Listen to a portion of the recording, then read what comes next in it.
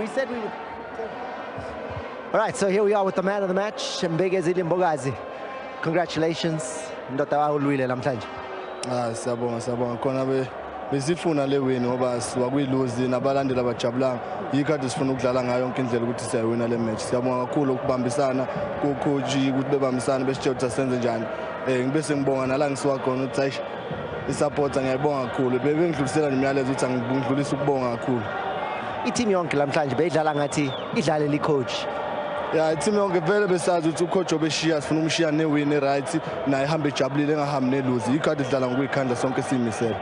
Uzizwa kanjani ngala ndaba ethi coach yahamba? Ya khona akukho kuhle enhlizweni kodwa ngoba vele ifootball kuyadlula kodwa khona kwamanje cha akakabi right ukuthi ucoach yashiya nathi besimthanda kodwa usehamba kahle ke siyazi nathi sazomthanda and no coach ozafu usomukela ngesizathu ezimhlophe. Coach Jose ukusize ngani kule career yakho when it's so new?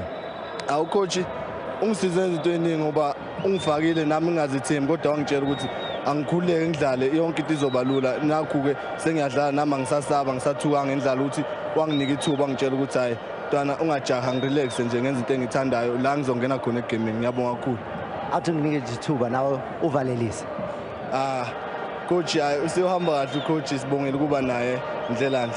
Bengithi uye kuye boy. Na Dalumile naye nangu ya coach angene. Okay, siyabonga Mbegezile.